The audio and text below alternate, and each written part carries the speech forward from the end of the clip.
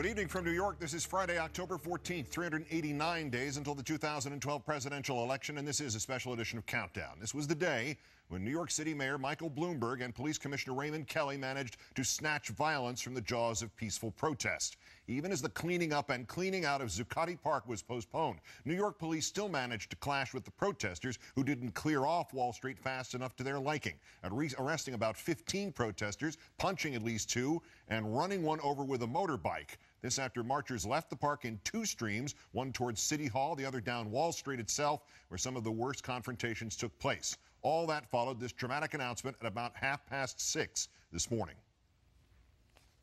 We received notice from the owners of Zuccotti Park. We received notice from the owners of Zuccotti Park.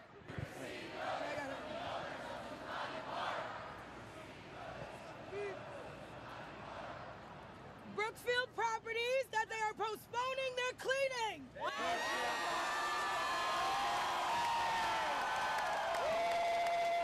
I'm part of this movement. I believe that this movement has bring a voice to millions of people that never was heard. You can call us left wing. I call us people. I call us people who believe in people and that we should have an equal chance the way this country was founded on. We're all pretty pumped up right now. A bunch of us are walking down to Wall Street. All week, occupy Wall Street. All day, all week, occupy Wall Street. Move. Guys, move. Move. You're in the street.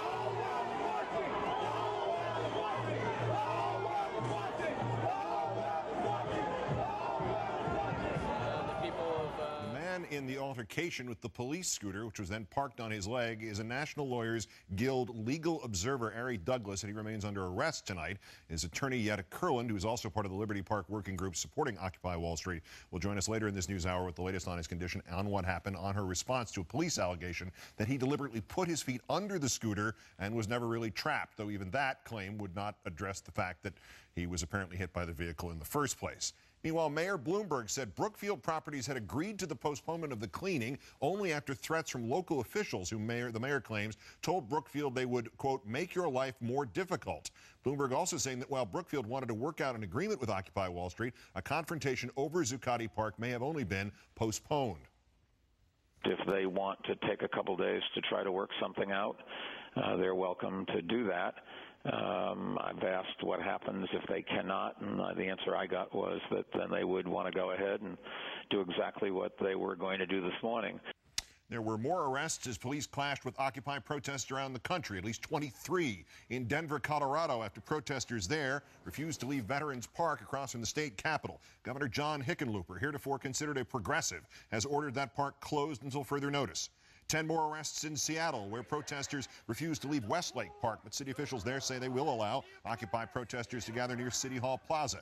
At least one arrest in San Diego. Protesters there had refused to move their tents from a plaza behind City Hall. And in Gainesville, Florida, 4 arrests at Occupy Gainesville, including Ellis McDaniel, Bo Diddley Jr., the son of the legendary rhythm and blues performer, for trespassing, and the place that Bo Diddley Jr. was trespassing in, Bo Diddley Plaza. In Chicago, Occupy marchers were boosted by support from the AFL-CIO, the Service Employee Union, and the Teamsters. No one would have believed that in 1970. And in Detroit, at least 500 protesters gathered at the Spirit of Detroit statue for a planned march to Grand Circus Park. One marcher telling the Detroit Free Press, there's something wrong with the direction of this country, and it's got to stop. I'm going to talk with several eyewitnesses to today's violent events in Lower Manhattan.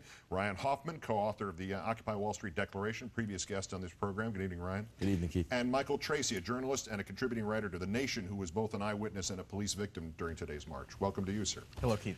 Ryan, did you expect the confrontation? What was the atmosphere like in the park when the announcement was made that the cleaning had been postponed?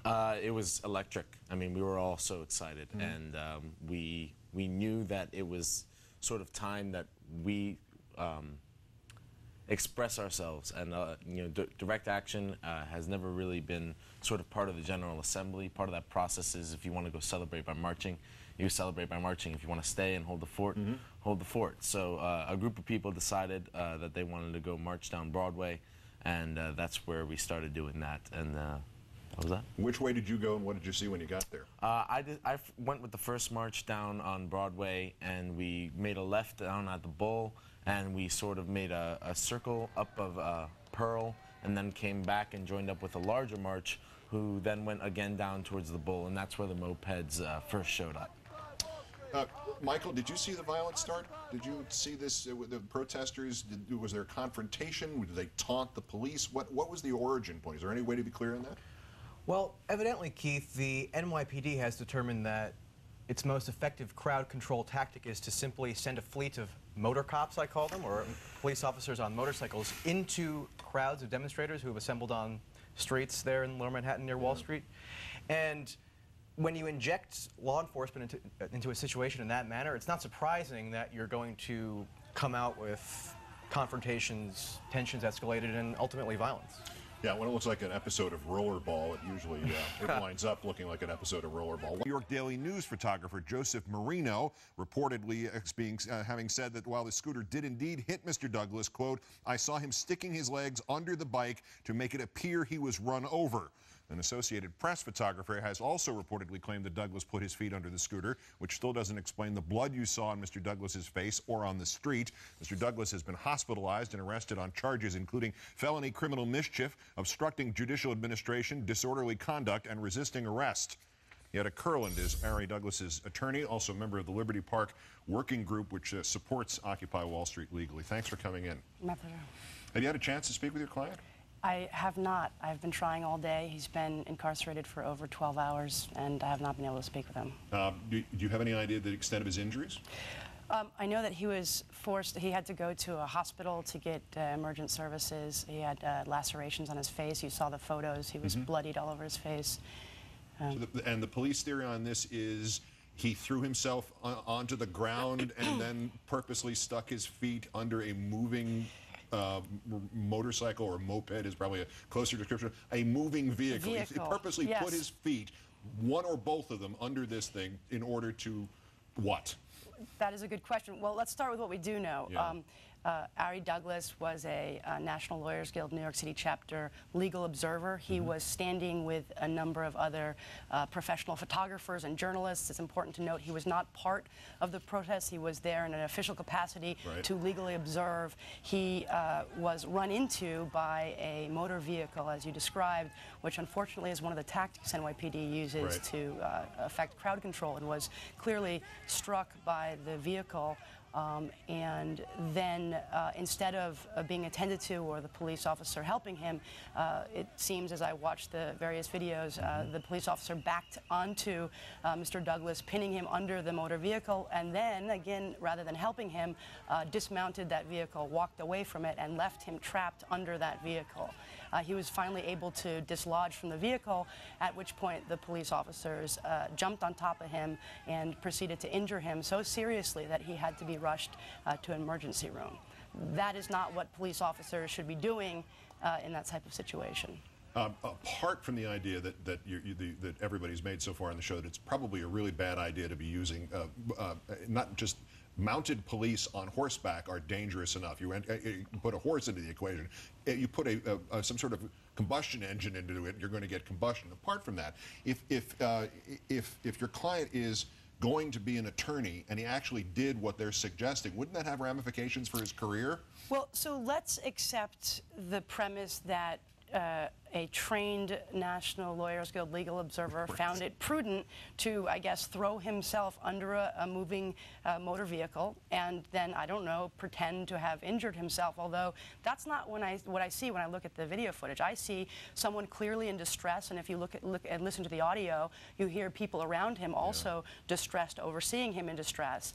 But let's assume, for argument purposes, that that's the case. That does not justify bloodying him and injuring him so severely that he requires emergency services. The police are supposed to be here to protect us, and I think it draws an interesting parallel to what our clients are fighting for at Zuccotti Park and Liberty Park for this kind of oversight and balance. And, you know, the NYPD is there to protect and serve the public in situations like getting run over by motor vehicles. That's when the police step in to protect you. Or let's just step it one step back. Let's say he's there and he believes he's about to be run over by the vehicle. This is not a lightweight. He's not being hit by a bicycle here going 0 miles an hour. Even if he's just panicking and just bawling like a child there, some attention needs to be paid to him at some point. All right, well, we probably exhausted the absurdity of this. Let me ask you, you mentioned that you're part of this legal team representing the entire movement. How is this going to resolve? Because it would seem, the thing that seems to have gotten ignored in this entire equation is the announcement today was the cleaning has been postponed. It is not, there's not going to be a cleaning, have a nice time, Merry Christmas. How is this going to be resolved? Is there going to be a negotiation, or how do you think this is going to turn out? Do you know? That's a really good point.